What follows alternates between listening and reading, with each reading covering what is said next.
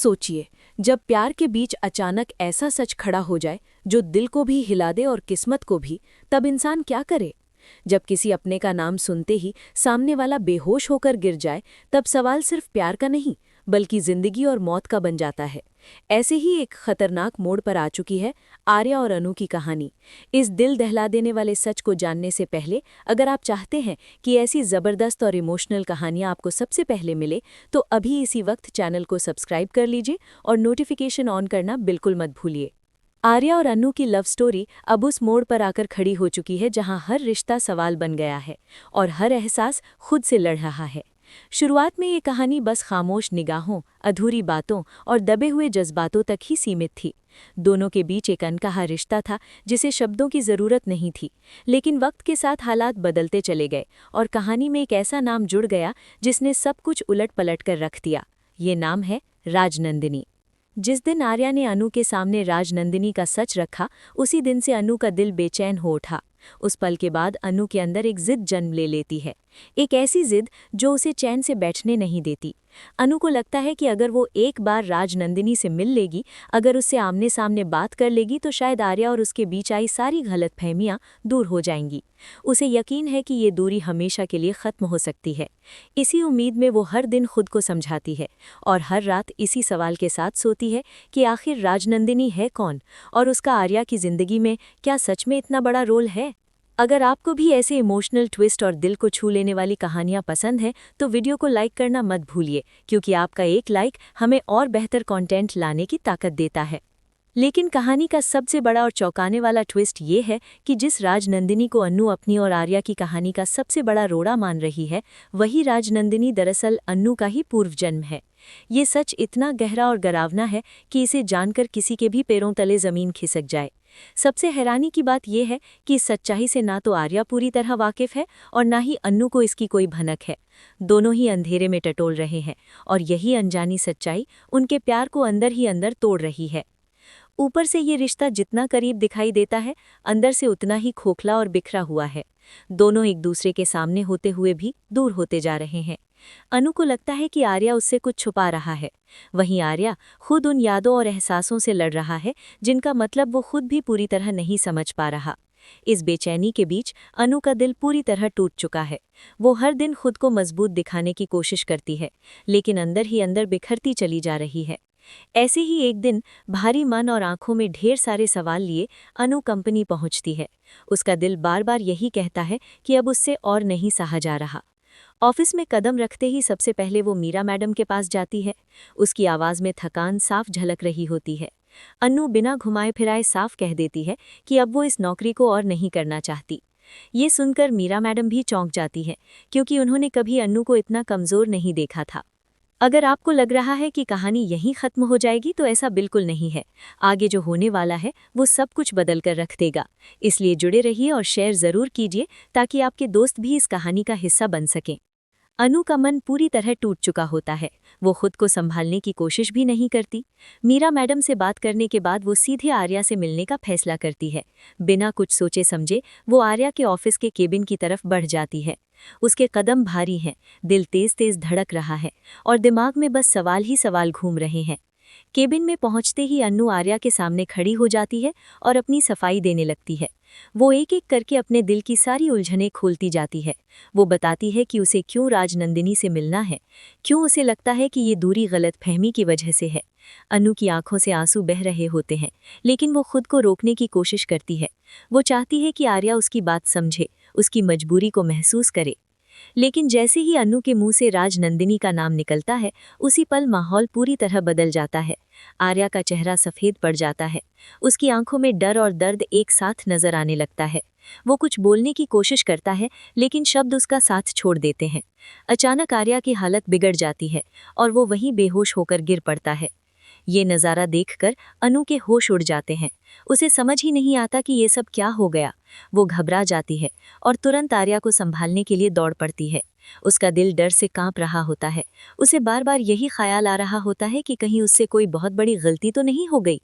वो आर्या को आवाज़ देती है, उसका हाथ पकड़ती है, लेकिन आर्या होश में नहीं आता। अगर इस पल ने आपको भी झकझोर दिया है तो कमेंट में ज़रूर बताइए कि आपके हिसाब से आर्या के बेहोश होने की असली वजह क्या है। अब सवाल ये है कि क्या सच में राजनंदिनी का नाम ही आर्या की सबसे बड़ी कमजोरी बन चुका है, या फिर इसके पीछे कोई और भी गहरा और खतरनाक राज छुपा है। क्या आर्या के बेहोश होने की वजह सिर्फ डर और यादें हैं, या फिर उसका कनेक्शन किसी ऐसे सच से है जो अभी तक सामने नहीं आया है। आर्या के इस तरह गिरते ही कहानी एक नए और खतरनाक मोड़ पर पहुंच चुकी है, जहां हर फैसला किसी की जिंदगी बदल सकता है। ये तो बस शुरुआत है। आगे आने वाले एपिसोड्स में ऐसे ऐसे खुलासे होंगे जो प्यार, भरोसे और रिश्तों की सारी परिभाषा बदल देंगे। इसलिए जुड़े रहिए, वीडियो को अंत तक देखिए और सब्सक्राइब करके हमारे साथ बने रहिए, क्योंकि आगे की कहानी आपको सोचने पर मजबूर कर देगी। ये था पहला हिस्सा। अगले हिस्से में जानेंगे कि आर्या को क्या हुआ, अनु के सवालों के जवाब मिलेंगे या नहीं, और राजनंदिनी का सच कैसे सबके सामने आएगा। अगले कमांड का इंतजार रहेगा। आर्या के बेहोश होकर गिरते ही पूरे ऑफिस में अफरा तफरी मच जाती है। अनु के हाथ कांप रहे होते हैं, उसकी सांसें तेज हो जाती हैं और आंखों के सामने अंधेरा सा छा जाता है। वो बार बार आर्या का नाम पुकारती है, लेकिन आर्या कोई जवाब नहीं देता। अनु को ऐसा लगता है जैसे उसके पैरों तले जमीन खिसक गई हो। कुछ ही पलों में स्टाफ के लोग केबिन में इकट्ठा हो जाते हैं। कोई पानी लाने दौड़ता है, कोई डॉक्टर को फोन करता है। अनु वहीं घुटनों के बल बैठकर आर्या का सिर अपनी गोद में रख लेती है और खुद को संभालने की कोशिश करती है। अगर आप इस कहानी को अंत तक जानना चाहते हैं तो वीडियो को अभी लाइक कर दीजिए और जुड़े रहिए, क्योंकि अब जो सामने आने वाला है वो दिल को झकझोर देने वाला है। थोड़ी देर बाद डॉक्टर आते हैं और आर्या की जांच शुरू करते हैं। अनु की निगाहें बस आर्या के चेहरे पर टिकी रहती हैं। उसका मन बार बार खुद को कोस रहा होता है। उसे लगता है कि काश उसने राजनंदिनी का नाम ना लिया होता, काश उसने अपनी जिद को वहीं रोक लिया होता। लेकिन अब पछतावे का कोई फायदा नहीं था। डॉक्टर आर्या को स्ट्रेचर पर लिटाकर बाहर ले जाते हैं। अनु भी उनके साथ साथ चलती है, जैसे उसकी दुनिया अब सिर्फ आर्या तक ही सिमट गई हो। डॉक्टर बताते हैं कि आर्या की हालत फिलहाल स्थिर है, लेकिन उसे गहरे सदमे का झटका लगा है। ये सुनकर अनु का दिल और बैठ जाता है। सदमा? लेकिन किस बात का? सिर्फ एक नाम सुनकर कोई इंसान इस हाल में कैसे पहुंच सकता है? यही सवाल अनु के दिमाग में बार बार घूम रहा होता है। वो खुद से पूछती है कि आखिर राजनंदिनी और आर्या के बीच ऐसा क्या रिश्ता है जो इतना खतरनाक है। इसी बीच आर्या को होश आता है। उसकी आंखें धीरे धीरे खुलती हैं। वो इधर उधर देखता है और जैसे ही उसकी नज़र अनु पर पड़ती है, उसकी आंखों में एक अजीब सा डर उतर आता है। अनु राहत की सांस लेती है और उसका हाथ थाम लेती है। वो रोते हुए बस इतना ही कह पाती है कि वो बहुत डर गई थी। आर्या कुछ बोलना चाहता है, लेकिन उसकी आवाज़ कमज़ोर होती है।